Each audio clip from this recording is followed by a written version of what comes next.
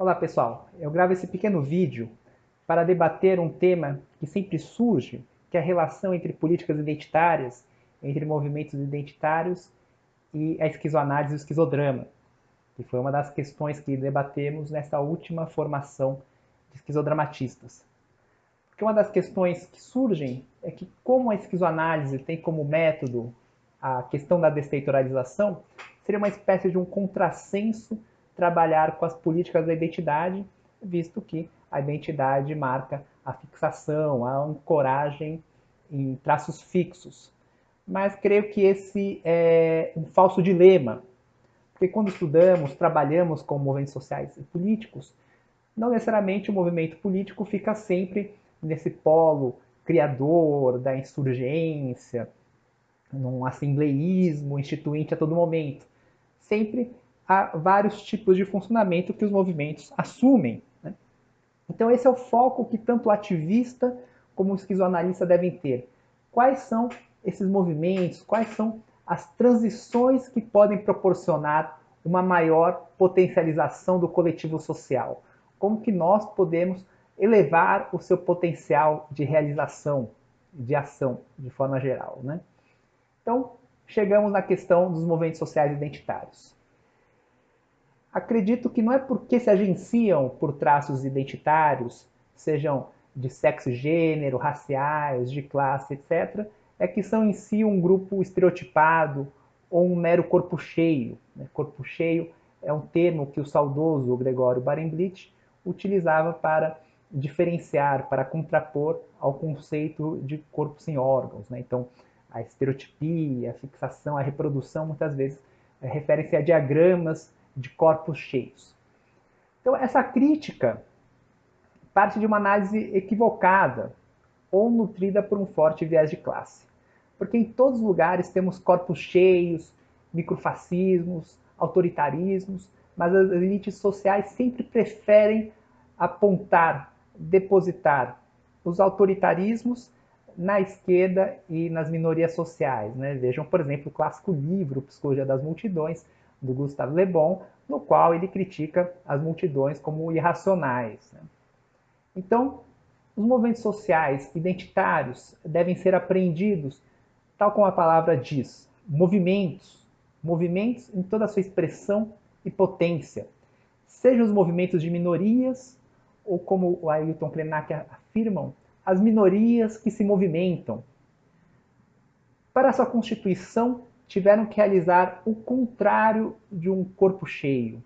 Esses movimentos identitários primeiro precisaram criar linhas de fuga para um movimento de raspagem em que se descodifica a primazia do ser majoritário. Então houve uma demolição, um escape, uma fuga desse ser hegemônico que é o eu, homem branco, cis, hétero, civilizado, urbano, capitalista.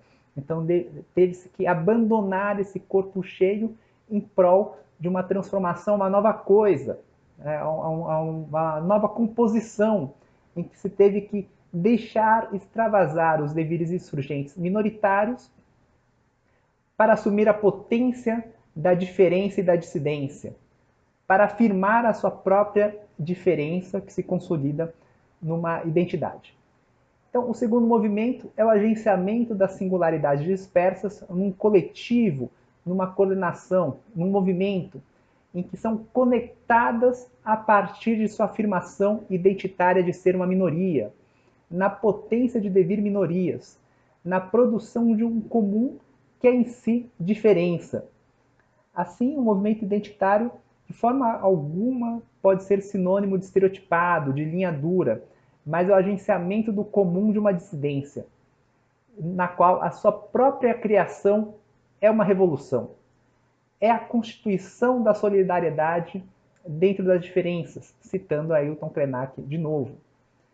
Nessa perspectiva, a praxis da esquizoanálise, do esquizodrama e das minorias identitárias está em extrema convergência. Devemos prestar atenção aos deslocamentos e transições dos coletivos para que não congelem em determinados funcionamentos, como o grupo estereotipado e muito menos no grupo destrutivo. não se apaixonar pelo poder, nem se fixar na identidade instituída, nem em questões ideológicas como se fossem uma verdade única e dogmatizada. Deve-se escapar dos fundamentalismos. Possivelmente um caminho é apreender os movimentos identitários como platôs, como zonas de variação contínua, para ação e transformação.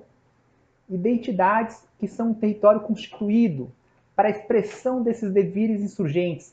Quem sabe, em movimentos sociais nômades, que é um termo que trabalho nesse livro, numa autotransformação permanente.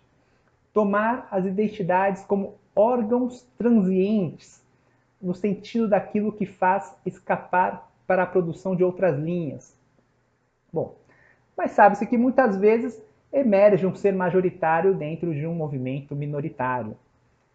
Mas esse fato não deve ser um argumento para depreciá-lo em si. O coletivo muitas vezes produz um corpo cheio, um grupo estereotipado, para conseguir lograr sua permanência e perpetuação. Ou às vezes se situa como um grupo fragmentado, na produção de suas dissidências, em contraposição a algum imperativo despótico. Lembro agora do ex-guerrilheiro da VPR, Vanguarda Popular Revolucionária, Samuel Yavelberg, que me dizia: todo grupo político que se preza cria uma dissidência. No caso, ele estava contando a dissidência POLOP, né, política operária, do PCB, do antigo Partidão. Né? Ou mesmo também pode se constituir um grupo destrutivo para lutar contra um inimigo que ameace sua existência, ou como as máquinas de guerra indígenas de Periclastres, que lutavam para conjurar o Estado. Então, nesse livro, A Sociedade contra o Estado, o Clastres ele inverte o senso comum, né, que atribuía aos grupos indígenas uma primitividade, por isso que eles não tinham Estado. O Clastres mostra o contrário. Esses grupos indígenas eram tão sofisticados que se organizavam para evitar a constituição de um Estado e evitar a dominação de uma pessoa sobre outra. Então, não devemos ver, não há necessariamente funcionamentos ruins ou bons de grupo. O seu valor sempre será situacional, pois em muitas ocasiões as minorias identitárias têm que sim se endurecer para lutar, criar suas táticas de guerrilha, principalmente quando elas estão sendo exterminadas. Pois nem sempre é possível combater com flores o fuzil.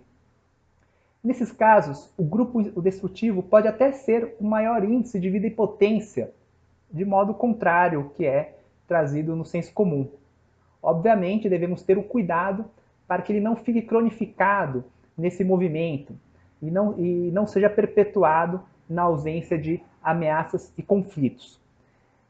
Eu elaboro um modelo grupal, né, com diferentes tipos de grupo, como eu já citei, né, grupo criador, grupo fragmentado, grupo estereotipado e grupo destrutivo. Né, então, são diferentes movimentos do grupo e que estão presentes no futuro livro Esquizoanálise, Esquizodrama, Clínica e Política, e que desenvolvo, né, como determinados funcionamentos são situacionais e por isso, né, obviamente, os movimentos sociais identitários são muito interessantes, entram em extrema convergência com o método esquizoanalítico porque mostram, expressam a potência da diferença, a potência da dissidência. Bom, agradeço a atenção e quem tiver algum comentário pode escrever no chat que respondo na medida do possível.